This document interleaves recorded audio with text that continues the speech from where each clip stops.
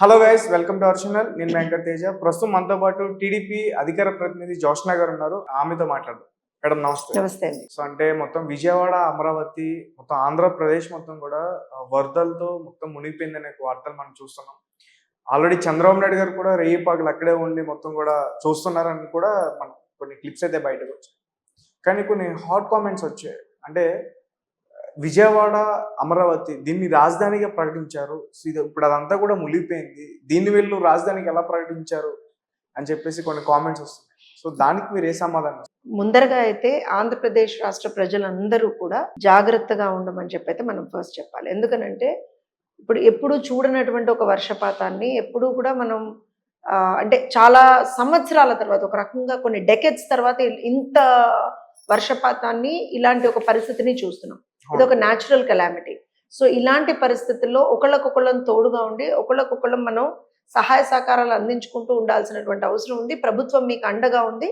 ఎవరికి ఎప్పుడు ఏ ఇబ్బంది ఎక్కడ మీరు ఎన్కౌంటర్ చేసినా దయచేసి సంబంధిత అధికారులకో ఎవరికో చెప్పేటువంటి ప్రయత్నం చేయండి. లోకల్గా ఉన్నటువంటి ప్రజాప్రతినిధుల దృష్టికి తీసుకురండి. ఇది మనం ముందర చెప్పాల్సిన విషయం. Coming to your comments. ఇలా అంటున్నారు మేడం అంటున్నారు. సరే, ఇప్పుడు మీకు కోడిగుడ్డు మీద ఈకలు పీకే రకాలు కొన్ని తెలుసా మీకు? ఆ బ్యాచ్ అంతా ఆ వైఎస్ఆర్సీపీ పేటిఎం బ్యాచ్ అంతా అదే బ్యాచ్. ఇంకేం ఉండదు వాళ్ళకి, పని పాట ఏం లేదు. అమ్మ పెట్టదు అడుక్కు తినానియదని వాళ్ళు అధికారంలో ఉన్నప్పుడు ఏ రోజున కూడా ప్రజలకు ఇబ్బంది జరిగినా, వరదలు వచ్చినా ప్రజల్ని చూసుకున్న దాఖలాలు లేవు మనకి. ఇంకే విధమైనటువంటి ఇబ్బందులు వచ్చినా ఏ రోజున ప్రజల దగ్గరికి వెళ్ళి వాళ్ళు మాట్లాడలేదు. అరే కనీసం మీరు గమనించండి, వరదలు వస్తున్నాయి అని అంటే మొత్తం అంతా అయిపోయిన తర్వాత అన్నమయ్య డ్యామ్ కొట్టుకుపోయినటువంటి పరిస్థితి మనం చూసాం కదా. అప్పుడు ఏం జరిగింది? ఎప్పుడు వెళ్ళాడు జగన్మోహన్ రెడ్డి? ఏం చేశాడు జగన్మోహన్ రెడ్డి ఆ రోజున వెళ్ళి? అప్పుడు కూడా పరదాలు, అప్పుడు కూడా బ్యారికేడ్లు. ప్రజల దగ్గరికి ఏమైనా వెళ్ళాడా? పంట నష్టమైందిరా నాయన అని అంటే రెడ్ కార్పెట్ వేయించాడు. అక్కడ దూరంగా ఒక టెంట్ వేయించి ఆ పంట కాలువల్లో కూడా మన పంట పొలాల్లో కూడా వెళ్లకుండా దూరంగా ఎక్కడో ఒక టెంట్ వేయించి అక్కడేదో నిలబడి ఒక సినిమా షూటింగ్ చేసి వచ్చాడు. So I'm not here to comment. నాకు అవసరం కూడా లేదు అట్లా. ఇప్పుడు మీరు అన్నటువంటి విషయం, అమరావతి విజయవాడ మునిగిపోయి అలాంటి ప్రాంతంలో ఎందుకు రాజధాని అని వాళ్ళు చాలా లోతుగా మునిగిపోయింది అని కూడా అంటున్నారు. నేను ఒక విషయం చెప్తానండి. ఇవాళ ఆంధ్రప్రదేశ్లో ఉన్నటువంటి వివిధ ప్రాంతాల్లో, విజయవాడ ఒకటే కాదు, వివిధ ప్రాంతాల్లో ఏదైతే మనం ఒక వరదని చూస్తున్నామో దానికి ముఖ్య కారణాలు రెండు. ఒకటి, ఎన్నడూ కూడా కనీ విని ఎరగనటువంటి వర్షపాతం, సైక్లోన్ ఎఫెక్ట్. ఇంకోటి, ఎక్కడా కూడా చెరువుల్లో కావచ్చు, నాలాల్లో కావచ్చు, ఆ డ్రైనేజ్ సిస్టమ్స్లో కావచ్చు, ఎక్కడ కూడా పూడికలు తీసినటువంటి ఘటనలు మనం చూడలే గత 5 సంవత్సరాలు. అంటే గత ప్రభుత్వ వైఫల్యం ఇది, అందులో డౌటే లేదు. At the same time natural calamity. So మేము వాటిని డీల్ చేస్తున్నాం ఇవాళ రోజున. మీరు అడిగేటువంటి ప్రశ్నకి, మరి బాంబేలో కూడా వరదలు వచ్చాయి, బాంబేని కూడా ఎందుకు పెడదాం? మరి తీసేద్దాం బాంబేని కూడా. వైఎస్ఆర్సీపీ పేటీఎం బ్యాచ్ చెప్పండి, మరి బాంబేని కూడా తీసేద్దాం.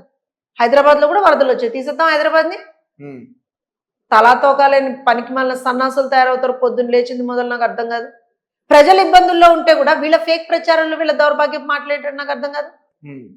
ఏంటి అసలు దానికి కొంచెం కూడా అసలు వీళ్ళకి ఏమంటారు అంటే ఇంగిత జ్ఞానం అలాంటివి ఉండవేమో నా అంచనా ప్రకారంగా.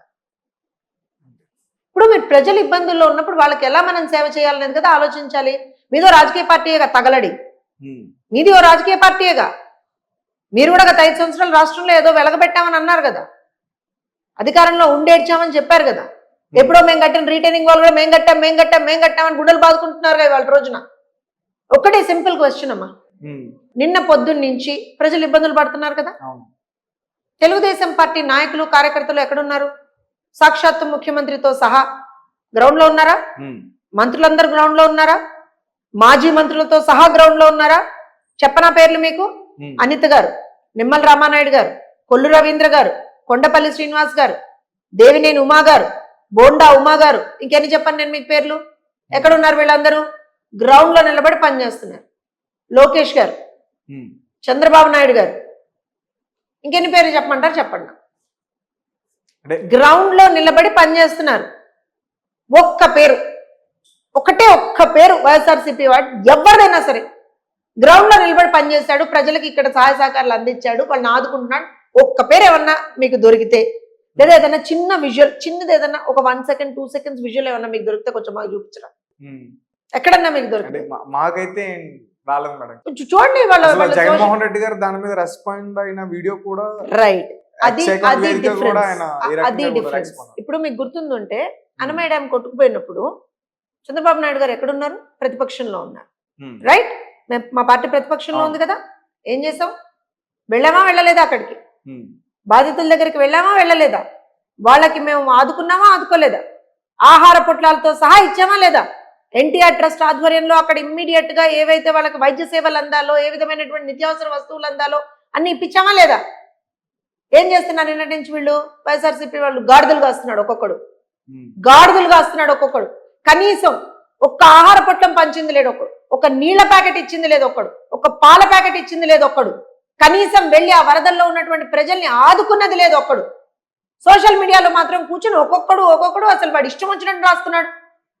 పనికి మళ్ళా వెధవలు. అంటే రాసిన వాటిలో మీ కళ్ళలో పడిన మ్యాటర్ ఏంటి మేడం? అసలు వాళ్ళు ఏం మాట్లాడుతున్నారు? నేను ఒక విషయం చెప్పనా? ఆ, ఒకటి, అమరావతి మునిగిపోయింది. ఉమ్, 2, చంద్రబాబు నాయుడు గారి ఇల్లు మునిగిపోయింది. ఉమ్, 3, ఏంటది, రిటైనింగ్ వాల్ మేం కట్టాము. ఉమ్, ఈ 3 విషయానికే వద్దాం. అవును. అమరావతి మునిగిపోయిందా? వెళ్ళండి, మీ కెమెరా తీసుకుని వెళ్ళండి, ఉమ్. వెళ్ళండి అంటే మీ కొన్ని కెమెరా visuals తీసుకుని. వస్తున్నాయి మేడం, నిజంగానే అమరావతి మునిగిపోయిందని. అంటే ఇప్పుడు వరదలు వచ్చాయని కాదు కానీ ఈ అమరావతికి కేంద్రం బడ్జెట్ కేటాయించినప్పుడు కూడా కొన్ని నేను ఒక హాట్ విషయం- టాపిక్స్ వచ్చాయి బయటికి. నేను ఒక విషయం చెప్తాను. నిన్న సివియర్ అంటే high body call it as, చాలా ఎక్కువగా వర్షపాతం నిన్న జరిగినప్పుడు కొంత ఆ వాటర్ ఫ్లో ఏదైతే ఉంటుందో ఆ టైంలో they might have taken visuals. Even I doubt that. ఎందుకంటే వాళ్ళని, ఇఫ్ ఐఎమ్ నాట్ రాంగ్, హైకోర్టుకి వెళ్ళేటువంటి రోడ్డు, సీడ్ యాక్సెస్ రోడ్డు, ఇవన్నీ చెప్పి కొన్ని వీడియోలు పెట్టారు. పచ్చి అబద్ధాలు ఆ వీడియోలు, ప్యూర్ ఫేక్ ప్రొపగాండా వీడియోలు. దాన్ని మేము ఇమీడియట్ గా కౌంటర్ చేసి చూపించాం. సరే, ఇప్పుడు నేను ఇంకో విషయం ఏమంటానంటే, అరే నాయన, వైఎస్ఆర్సీపీలో ఉన్నటువంటి ఏమంటారంటే వాళ్ళని ఏమనాలో కూడా నాకు అర్థం కావట్లేదు. కానీ సరే, మీకు ఏదన్నా ఒక పేరు వాళ్ళ కోసం ఏమన్నా మీరు ఆలోచిస్తే కొంచెం నాకు కూడా షేర్ చేయండి. రాజకీయ నాయకులే కదా.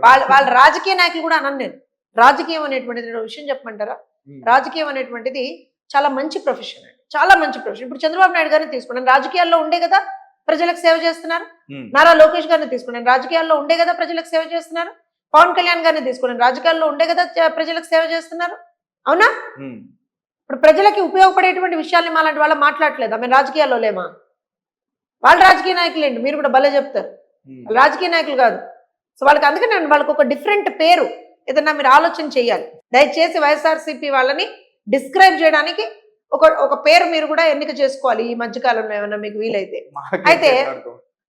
అయితే ఈ బ్యాచ్ ఎవరైతే ఉన్నారో ఇవన్నీ చేస్తున్నారు కదా, వాళ్ళనే అంటున్నా, చంద్రబాబు నాయుడు గారి ఇంట్లోకి నీళ్ళు వచ్చాయా, ఇంకోళ్ళ ఇంట్లోకి నీళ్ళు వచ్చాయా, నీకెందుకురా నాయన? విజయవాడలో జనాల ఇళ్లలోకి నీళ్ళు వస్తున్నాయి. వెళ్ళి కనీసం ఆదుకోండి, అక్కడ ఆ పార్టీకి ఎవడో ఒకడు ఉంటాడుగా, ఇన్ఛార్జో ఇంకోటో ఎవడో ఉంటాడుగా. లేకపోతే ఏమంటారంటే, గెలిచినటువంటి కార్పొరేటర్లో మమ్మల్ని మించిన వాళ్ళు లేరు, మేము శూరులం వీరులం ధీరులో, మాకు 39% ఓట్ పర్సెంటేజ్ వచ్చింది, అది ఇదని చెప్పుకున్నాడు ఒక్కొక్కడు. ఆ 39% ఓట్ పర్సెంటేజ్ వచ్చినటువంటి పార్టీ నాయకులు, పార్టీ కార్యకర్తలు ఎక్కడ ఏడ్చారు మీరు అందరూ? ఎక్కడున్నారు మీరు అందరూ? చెప్పండి నన్ను ఒక మాట. అంటే ఇది నేను ఇది అసలు రాజకీయపరమైనటువంటి విమర్శలు చేసే సమయమే కాదండి. ప్రజలకు అండగా నిలబడాలి. వాస్తవానికి చెప్తున్నాను నేను. అందరూ కలిసి అందరూ కలిసి ఆదుకుని, ఇప్పుడు మేము ప్రతిపక్షంలో ఉన్నప్పుడు మేము ఆదుకోలేదా ప్రజల్ని? ఆదుకున్నాం కదా. అవునా? మీకు గుర్తుందంటే 2014లో తుఫాన్ వచ్చినప్పుడు ఈ మహానుభావుడు ఎక్కడున్నాడు జగన్మోహన్ రెడ్డి? చెప్పాలి మీరు, మీకు తెలుసు ఎక్కడున్నాడు. అవెంజర్స్ సినిమా చూస్తున్నాడు, పబ్జి ఆడుకుంటూ ఇంట్లో కూర్చుని కొన్ని రోజులు. ఇవాళ ఎక్కడున్నాడు జగన్మోహన్ రెడ్డి? అసలు జగన్మోహన్ రెడ్డి గారు ఎక్కడున్నారో ఎవరికి తెలియదు. రైట్. ప్రతిపక్ష నాయకుడు హోదా కావాలి నాకు అని అడుక్కుంటున్నటువంటి జగన్మోహన్ రెడ్డికి ఇవాళ ప్రజలు ఇబ్బందుల్లో ఉన్నప్పుడు నేను పులివెందుల్లో ఉంటా, లేకపోతే అదేంటది ఇడుపులపాయలో ఉంటా, లేకపోతే నేను తుర్రుమని లండన్ వెళ్ళిపోతా, ఇవి కాదు కదా. మరి నిలబడు, ప్రజల కోసం నిలబడినా కూడా. సంపాదించావుగా ఇంతగానం ఆస్తులు, రూపాయి ఇవ్వ ప్రజలకు చూస్తా నేను. రూపాయి వైఎస్ఆర్సీపీలో ఆ పార్టీకి సంబంధించిన నాయకుడు ఎవడన్నా రూపాయి ఇమ్మనండి, నేను చూస్తా. అయితే వైఎస్ జగన్మోహన్ రెడ్డినే సీఎం రిలీఫ్ ఫండ్ అని ఒకటి ఉంటుందిగా, రూపాయి ఇచ్చాడేమో అనుకోండి. అధ్యక్షుడు కదా పార్టీకి, నాకు ప్రతిపక్ష హోదా ఇస్తారా ఇవ్వరా అని చెప్పి కోర్టుకు వెళ్ళాడు కదా. 5 సంవత్సరాలు ముఖ్యమంత్రిగా ఎలగబెట్టానన్నాడు కదా, ఏం చేస్తున్నావు? ఎందుకు ఇవ్వట్లా నువ్వు? ఎందుకు ప్రజలను ఆదుకోలేకపోతున్నావు? నేను మళ్ళీ I come back to simple statement. రాజకీయాలు పక్కన పెట్టేద్దాం, రాజకీయాలు పక్కన పెట్టేద్దాం. ప్రజా అవసరాలు ఉంటాయి కదా, ఇప్పుడు ప్రజలకు అవసరాలు ఉన్నాయి కదా, రైట్? ఏమిచ్చావు వాళ్ళకి? ఏమిచ్చావు వాళ్ళకి అడగాలి కదా మనం. ఒక్క ఆహార పొట్లు, ఒక్క పాల ప్యాకెట్, ఒక్క నీళ్ళ ప్యాకెట్, లేకపోతే మందులో ఏవో సంథింగ్ ఏమన్నా ఇచ్చాడు జగన్మోహన్ రెడ్డి? ఎందుకండి మాటలు? ఎందుకు ఆ దిక్కుమాలిన ఎలివేషన్స్ ఇచ్చుకుంటాడు ఒక్కొక్కడును ఆ జగన్మోహన్ రెడ్డిని ముందర పెట్టుకుని? అంటే ఇది చాలా దౌర్భాగ్యకరం అంటాను నేను. ఒక రాష్ట్ర ప్రజలు ఇబ్బంది పడుతున్నప్పుడు మనం అక్కడ రాజకీయం చేయకూడదండి. ఇవాళ చంద్రబాబు నాయుడు గారి ఇంట్లోకి నీళ్ళు వస్తున్నాయి, ఇంకోటి వస్తున్నాయి, నీకు అది కాదు ఇక్కడ ముఖ్యం. నిజాన్ని వాళ్ళ మాటే నమ్ముదాం కొంతసేపు, పోనీ వాళ్ళ ఆత్మతృప్తి కోసం వాళ్ళ మాట నమ్ముదాం కొంతసేపు. దాంతో ఏమైనా అయిపోతుందా ఇప్పుడు? చెప్పండి నాకు విషయం, దాంతో ఏమైనా అయిపోతుందా ఇప్పుడు? ప్రజల ఇళ్లలోకి నీళ్ళు వచ్చాయి కదా, చంటి పాపలను వేసుకుని వాళ్ళు మొత్తం మోకాళ్ళలోతు నీళ్లు, నడుంలోతు నీళ్లు లో నిలబడుతున్నారు కదా, వాళ్ళని ఎలా ఆదుకుందాం చెప్పండి? ఏమన్నా కార్యాచరణ తీసుకురండి మీరు. అది కదా చేయాల్సింది ఏ రాజకీయ పార్టీ అయినా. ఇవన్నీ పక్కన పెట్టి ఈ చిల్లర నాటకాలు, ఈ చిల్లర ప్రొపగాండాలు, ఈ చిల్లర మాటలు ఎందుకు? గాలి పార్టీ, గాలి మాటలు, గాలి నాయకులు. మేడం అలాగే యాక్చువల్గా ఈరోజు పవన్ కళ్యాణ్ గారి బర్త్డే. అంటే ఆయన బర్త్డేకి ఆంధ్రప్రదేశ్లో ఎలాంటి సెలబ్రేషన్స్ ఉంటాయో అందరికీ బాగా తెలుసు, బాగా జరుపుకుంటారు చాలా మంది అభిమానులు కూడా. బట్ అంటే ఈ వరదల కారణంగా అవి కూడా ఆపేశారు. నా సినిమాకి సంబంధించిన ట్రైలర్ కూడా ఒకటి ఆపేశారు. సో దాని మీద మీరు ఎలా రెస్పాండ్ అవుతారు? డెఫినెట్గా పవన్ కళ్యాణ్ గారు నేను ఇందాక చెప్పినట్టుగా ప్రజల కోసం రాజకీయాల్లోకి వచ్చినటువంటి వ్యక్తి. ప్రజలు ఇబ్బందుల్లో ఉన్నప్పుడు మనం ఎలాగా అంటే ఏదో సెలబ్రేషన్స్లో ఎలా ఉంటామండి? నిన్న కూడా మీరు గమనిస్తే బాలకృష్ణ గారి 50 years ఆఫ్ ఇండస్ట్రీ ఏదైతే ఉందో నిన్న సెలబ్రేషన్స్ జరిగాయి. వాస్తవానికి బాబు గారు కూడా దానికి రావాలి, లోకేష్ గారు కూడా రావాలి, అందరు మేజర్ నాయకులు, మేజర్ అందరూ కూడా రావాలి హైదరాబాద్ లో జరిగినటువంటి ఈవెంట్ కి. కానీ ఇది టైం కాదు కదా, ప్రజలు ఇబ్బందుల్లో ఉన్నారు కదా. వాట్ ఇస్ అంటే ప్రయారిటైజేషన్ అంటాం మనం వీటిని. ప్రయారిటైజేషన్ అనేది ఇంపార్టెంట్ కదా. సో వాళ్ళకి ఎప్పుడూ కూడా మనం ప్రజలు సంతోషంగా ఉంటే మనం సంతోషంగా ఉంటామండి. వాళ్ళు ఇబ్బందుల్లో ఉండి వాళ్ళు బాధపడుతుంటే మనం సంతోషంగా ఎలా ఉంటాం? ఏ నాయకుడు కూడా సంతోషంగా ఉండలేడు కదా.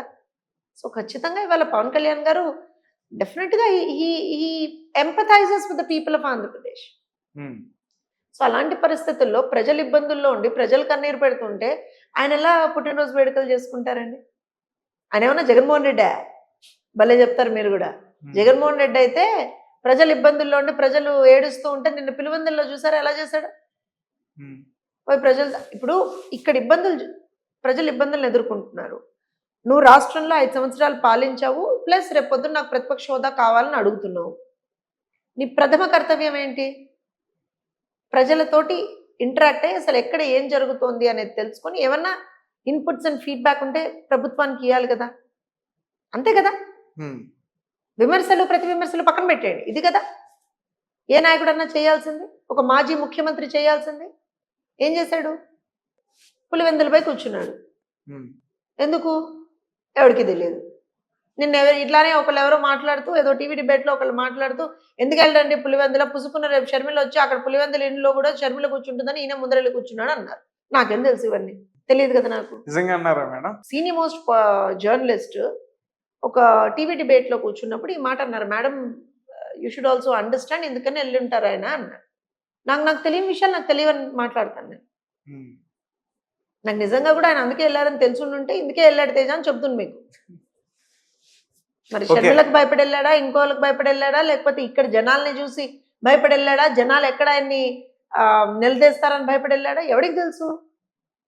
కానీ పద్ధతి కాదు అని చెప్తున్నాను. అయితే ఇప్పుడు అక్కడ మీ ప్రభుత్వం ఉంది, కూటమి ప్రభుత్వం. అంటే ఇక్కడ ప్రజలు చాలా ఇబ్బంది పడుతున్నారు. మరి వాళ్ళందరినీ కూడా ఆ ఇబ్బందుల నుంచి బయటపడేయడం ఎలా? అంటే దీనికి సంబంధించి మార్గం ఆలోచించారు? ఇప్పుడు నేను అదే చెప్తున్నాను.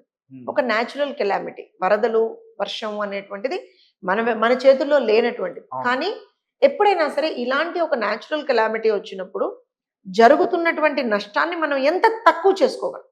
ఏ ప్రభుత్వం అయినా దానికి ప్రయత్నిస్తుందమ్మా. నేనేదో ఇప్పుడు జగన్మోహన్ రెడ్డి ప్రభుత్వం అయినా ఇంకోళ్ళైనా సరే ఎవరైనా సరే ఎవరు ఎప్పుడున్నా సరే జరిగేటువంటి నష్టాన్ని తగ్గించుకోవడానికే మనం చూస్తాం. ఎందుకంటే దాన్ని ఆపలేం కదా. వరదల్ని, సైక్లోన్స్ని, వర్షాలని మనం ఆపగలమా? ఆపలేం. కానీ దానివల్ల జరిగేటువంటి నష్టాన్ని కొంతవరకు మనం మిటిగేట్ చేసుకునేటువంటి ప్రయత్నం చేయాలి. అదే గవర్నెన్స్ బేసిక్గా. ఇంకోటి ఏంటి అంటే అలా నష్టంలో ఉన్నటువంటి, అలా ఇబ్బందుల్లో ఉన్నటువంటి ప్రజల్ని మనం ఆదుకోవాలి. వాళ్ళ ఇబ్బందుల్ని కూడా తగ్గించేటువంటి ప్రయత్నం చేయాలి మనం. అదే ప్రభుత్వం మీద బాధ్యత. నిన్న గనక చూస్తే ఎప్పుడైతే ఈ ఈ ఈ వరదలు ఇవన్నీ స్టార్ట్ అయిపోయాయో అంతకు ముందరే యంత్రాంగాన్ని అలర్ట్ చేశారు. మాక్సిమం ఎంత వీలైతే అంత ప్రజల్ని మూవ్ చేయడానికి ఇదంతా చేసుకున్నాం. కానీ కొన్ని అన్ఫోర్సీన్ సిచ్యువేషన్స్ అంటాం మనం బట్టి, అన్ఫార్చునేట్ సిచ్యువేషన్స్ ఆల్సో. ఆల్మోస్ట్ నిన్న 9 మంది చనిపోయినటువంటి సంఘటనలు చూసాం మనం. గోడ కూలి కొంతమంది, కొండ చర్యలు విడియపడి కొంతమంది, కార్లో ఇదైపోయి కొట్టుకుపోయి కొంతమంది, అలా మనం చూసాం. 9 మందిని చనిపోయినటువంటి పరిస్థితులు చూసాం మనం. కానీ ప్రభుత్వం మ్యాక్సిమంగా ప్రాణ నష్టం తగ్గించేటువంటి దిశగా పనిచేసింది. నిన్న మార్నింగ్ నుంచి అది చేసాం and maximum we were successful in it. రెండో విషయం ఏంటంటే ఇలాంటి పరిస్థితుల్లో ప్రజలకి ముందుగా అందాల్సింది ఏంటి? మంచినీళ్ళు, వాళ్ళకి ఏ విధమైనటువంటి ఆరోగ్యపరమైనటువంటి ఇబ్బందులు, ఎందుకంటే కమ్యూనికేటివ్ డిసీజెస్ ఎక్కువ అవుతాయి ఈ టైంలో. పవర్ కట్ అదేమీ రాకుండా మందులు, మంచినీరు, ఆహారం. ఇప్పుడు వచ్చినటువంటి వరద మళ్ళీ రిసైడ్ అయ్యేంత వరకు డెఫినెట్ గా ఆగాలి మనం అందరం. There is no way that we can stop it. కానీ ఆ పరిస్థితుల్లో ఉన్నటువంటి మారుమూల ప్రాంతాల్లో ఉన్నటువంటి ప్రజలకు కూడా ఈ ఆహార పదార్థాలు వెళ్ళాలి, మందులు వెళ్ళాలి, ముఖ్యంగా మంచినీరు వెళ్ళాలి, ఇవన్నీ వెళ్ళాలి కదా. చంటి పిల్లలు ఉంటే పాలు వెళ్ళాలి కదా. ఇవన్నీ నిన్నటి నుంచి ప్రభుత్వం చూసుకుంటుంది. మీరు గమనిస్తే ఒక ముఖ్యమంత్రి నిన్న మొన్నటి నుంచి సమీక్షలు చేస్తా ఉన్నారు. నిన్న పొద్దున్నుంచి సమీక్షలు చేస్తా ఉన్నారు. తర్వాత డిజాస్టర్ మేనేజ్మెంట్ ఆఫీస్కి వచ్చి అక్కడ మొత్తం అసలు how are they doing it, ఇంకెంత మనకి ఎంత లెవెల్ ఆఫ్ నష్టం జరగబోయేటువంటి అవకాశాలు ఉన్నాయి. Because it's a foresee that we see. అదంతా చూసుకున్నారు. తర్వాత గ్రౌండ్లోకి వచ్చారు. వచ్చి ఎక్కడైతే వరదల్లో ఉన్నటువంటి ప్రజల్ని ప్రతి ఒక్కళ్ళ దగ్గరికి వెళ్ళి, అమ్మా నేనున్నా, నీకు భరోసా నేనున్నా. ఆయన వచ్చినప్పుడు చాలా, నేను ఓపెన్గా చెప్తున్నాను, there is nothing to hide. చాలా ప్రాంతాల్లో అసలు ప్రజలకి ఆహార పదార్థాలు అందలేదు, మంచినీరు అందలేదు, అవన్నీ జరిగాయి అప్పటి వరకు. ఇమ్మీడియట్గా అధికారులు అక్కడ అలర్ట్ చేశారు. లేదు, వాళ్ళకి ఇమ్మీడియట్గా ఎవరెవరికి ఏమేమి కావాలి అనేటువంటిది ఇచ్చేటువంటి పరిస్థితి చూసాం. ప్లస్ ఎవ్రీ నూక్ అండ్ కార్నర్కి ఒక అధికారిని అక్కడ ఇన్ఛార్జ్గా పెట్టారు. ఇందాక మీ దగ్గర కూడా లిస్ట్ వచ్చింది దానికి. ఇప్పుడు వాళ్ళందరూ కూడా అక్కడ ఇన్ఛార్జ్ ఆన్ గ్రౌండ్. ఈ శాఖ ఆ శాఖ లేదు, ఎక్సైజ్ శాఖ, అన్ని శాఖల నుంచి కూడా మీకు కావాలంటే ఆ విజువల్స్ కూడా చూపిస్తాను నేను. అన్ని శాఖల నుంచి ఎవ్రీ ఇండివిజువల్ ఆన్ గ్రౌండ్. ప్రభుత్వ ఉద్యోగులు అందరూ కూడా ఎంత వీలైతే అంత మాక్సిమం గా ప్రజలకు మనం ఎక్కడెక్కడ ఏ రకంగా సేవ చేసుకుంటూ వెళ్ళిపోవాలి. అలానే పార్టీ శ్రేణులు అందరికి కూడా ఇన్స్ట్రక్షన్ ఉంది. నిన్న పొద్దునే టెలికాన్ఫరెన్స్ తీసుకొని సార్ ఇన్స్ట్రక్షన్ ఇచ్చారు. ఎట్టి పరిస్థితుల్లో అందరూ కూడా గ్రౌండ్ లో ఉండాలి, ప్రజలకి ఏమేమి ఉన్నాయో వాళ్ళ అవసరాలు మనం చూసుకుంటూ ఉండాలి. ఇమ్మీడియట్ గా ప్రతి జిల్లాకి కూడా ఒక 3 కోట్ల రూపాయల ఇమ్మీడియట్ బడ్జెట్ అలొకేషన్ జరిగింది. ఇమ్మీడియట్ రిలీజ్ అయింది బడ్జెట్. అది ఏదైనా ఇప్పుడు ఈ వీటి కోసము, ప్లస్ ఎక్కడన్నా ఇప్పుడు నిన్న ఒక చోట గండి పడింది చెరువుకి, ఆ కార్యక్రమాలని, ఆ రిపేర్స్, రెనోవేషన్స్ అవన్నీ టకటక చేసుకుంటూ వెళ్ళడానికి. అండ్ ఆల్సో ఇప్పుడు చాలా చోట్ల మనకి బోట్స్ అవసరం ఉన్నాయి. రాత్రే ఇమ్మీడియట్ గా అమిత్ షా గారితో, కేంద్ర హోంశాఖ మంత్రి అమిత్ షా గారితో, అలానే ప్రధానమంత్రి తోటి మాట్లాడారు. ఎన్డీఆర్ఎఫ్ బృందాలను తెప్పించుకున్నారు. ఇందాక ఆల్రెడీ ఆ బృందాలు వచ్చేసాయి, విమానాలు వచ్చేసాయి, హెలికాప్టర్స్ వచ్చేసాయి, రిలీఫ్ వర్క్ నడుస్తుంది. This is preparedness of the government. అంటే ఇదే టైంలో చంద్రబాబు నాయుడు గారు ఒక ప్రమాదం కూడా తప్పిందని విన్నాను మేడం. అంటే చూడలేదు నేను క్లియర్ గా. అంటే ఒకటండి, రాత్రి నాకు తెలిసి 3:30-4 గంటల వరకు కూడా ఆయన వివిధ ప్రాంతాల్లో తిరుగుతూ ఉన్నారు. నీళ్లలో ఆ బోట్లోనే తిరుగుతూ ఉన్నారు. వాస్తవానికి చెప్పాలి అని అంటే మాకు కూడా ఎవరికి తెలియదు. ఎందుకంటే ఆయన సింగ్ నగర్ లో తిరిగారు, మళ్ళీ ఇబ్రహీంపట్నం వెళ్ళారు, ఫెరీ దగ్గరికి వెళ్ళారు, ఇటు వెళ్ళారు, అటు వెళ్ళారు, కృష్ణలంక, ఇప్పుడు కొంతసేపు అయితే కృష్ణలంక ప్రాంతానికి కూడా వెళ్తున్నారు. సో ఎస్, డేంజరస్ సిచ్యువేషన్స్ లోనే తిరుగుతున్నారు సార్. కాకపోతే అలాంటివి ఏమన్నా ఉన్నా కూడా ఇప్పుడే బయటికి రానిరమ్మ. ఎందుకంటే ఇంకా ఒక పానిక్ వస్తుంది ప్రజల్లో, కూడా ఒక పానిక్ వస్తుంది, ఒక భయం ఉంటుంది. సో డెఫినెట్ గా మేమైతే ఒకటే కోరుకుంటున్నాం, ఆయన చాలా కష్టపడి పనిచేస్తున్నారు, ప్రజల కోసం పనిచేస్తున్నారు. వరుణుడు కూడా కొంచెం శాంతించి, దుర్గమ్మ కూడా కనికరించి, కృష్ణమ్మ కూడా కనికరించి ప్రజలకి మంచి జరగాలి, ఎంత తొందరగా వీలైతే అంత తొందరగా ఈ ఆపత్తు నుంచి అందరం కూడా బయటపడాలని మేము కోరుకుంటున్నాం. ఎంత యంత్రాంగం పనిచేసినా ఎవరేం చేసినా సరే నేను ఇందాక చెప్పినట్టుగా దేవుడి అనుగ్రహం కూడా కొంత అవసరం మనందరికీ కూడా. అది కూడా ఉంటుందని చెప్పి మేము భావిస్తున్నాం. ఇంకోటి ఏంటి అనంటే ఇబ్బందికరమైనటువంటి పరిస్థితి ఏంటి అనంటే ఆయన వయసు గురించి నేను ఎప్పుడు మాట్లాడను, చంద్రబాబు నాయుడు గారి వయసు గురించి. కానీ ఒక నిత్య శ్రామికుడు ఆయన. ఏంటో మరి ప్రజలు ఇబ్బందుల్లో ఉన్నారు అని అంటే ఆయనకి ఏంటో మరి అసలు తిండి తిప్పలు నిద్ర ఆహారాలు ఏమి పట్టవు గతంలో ఆయనకి. హుదూద్ టైంలో కూడా హుదూద్ అట్లానే టైంలో చేశారు. అంతే, నిన్న అంతే. దాన్ని కూడా ట్రివియలైజ్ చేసినటువంటి వైఎస్ఆర్సీపీ వాళ్ళు ఉన్నారు చూసారా, వాళ్ళు నిజంగా క్షమానులు కూడా కాదు.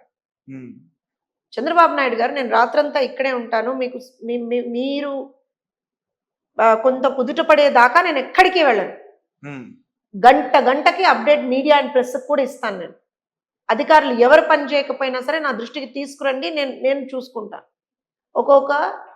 ఒక ప్రజానాయకుడు నిన్న రాత్రంతా కష్టపడి మీరే ఉన్నారు, మీ విజువల్స్ మీ కెమెరాస్ అన్నీ ఓకే, అక్కడే ఓకే. ఉన్నాయి. ఉమ్, ఆయన పని చేయడం కాదు, నాకు తెలిసి మీ అందరితో కూడా పని చేయించినట్టున్నాడు. ఆయన తిరిగినంతసేపు మీరు కూడా తిరగాలి కాబట్టి. అవును. సో డెఫినెట్ గా ఇవాళ రోజున ఏంటి అని అంటే ఒక సార్ని చూసి ఆయన పని చేసేటువంటి ఇది చూస్తూ ఉంటే గర్వపడతాం, ఎట్ ద సేమ్ టైం కొంచెం భయంగా కూడా ఉంటుందండి. ఉమ్, మీరు ఇందాక చెప్పినటువంటి సిచ్యువేషన్ కావచ్చు, ఏదైనా కొంత భయంగా ఉంటుంది. సో కాబట్టి ఎంత తొందరగా వీలైతే అంత తొందరగా ఇవన్నీ కూడా సమస్యపై ఎందుకంటే ప్రజలు బాగుంటేనే ఆయన కొంచెం రెస్ట్ తీసుకుంటారు, ఆయన కొంచెం కుదుట పడతారు. ప్రజలు ఇబ్బందుల్లో ఉంటే ఆయన ఎవ్వరు చెప్పినా వినరు. ఉమ్, వద్దు సార్, నిన్న సెక్యూరిటీ వాళ్ళు కూడా చెప్తున్నారు, సార్ అక్కడ నీళ్ళు ఎక్కువగా ఉన్నాయి, కొంత ఫ్లో కూడా ఎక్కువగా ఉంది, వాటర్ ఫ్లో ఇబ్బంది పడతామేమో అన్నారు. ఉమ్. ప్రజల కన్నా ఎక్కువ ఎక్కండి అన్నాడు ఆయన. ఆయన సెక్యూరిటీ ఇద్దరు. నువ్వే డెఫినెట్గా ఆయన శిష్యులమైనందుకు గర్వపడుతున్నావు. ఇలాంటి అంటే రాజకీయాలు నేను ఇందాక చెప్పాను చూసారా, రాజకీయాలతో ప్రజలకి మనం ఎంత మంచి చేయొచ్చు అనేటువంటిది ఒక రాజకీయ నాయకుడు చూపించినటువంటి సంఘటనలు ఏమన్నా ఉన్నాయంటే నాకు ఎప్పుడు చంద్రబాబు నాయుడు గారిని చూస్తేనే గుర్తొస్తుంది. తుఫాన్ అయినా, వరదలైనా, వర్షాలైనా, ఏవైనా సరే, కరువు కాటకాలైనా ఏవైనా సరే అనునిత్యం ప్రజలతో ఎలా ఉండగలుగుతాడో నాకు అర్థం కదా మనిషి. ఇప్పుడు ఇంకా కొంచెం వర్క్ పెరిగినట్టుంది ఈ అనుకోకుండా వచ్చిన వరదల వల్ల. అదే చెప్తున్నాను. అంటే ఒకటిలేండి, ఆయనకి ఇలాంటి పరిస్థితులు ఆయన చూడనివి కాదు. ఆయన ఇలాంటి డిజాస్టర్ మేనేజ్మెంట్ దీంట్లో హీఈస్ అ ప్రో. ఎందుకంటే మనం చాలా సందర్భాల్లో చూసాం, హైదరాబాద్లో వచ్చినటువంటి వరదలు కావచ్చు, నాకు తెలిసి 2000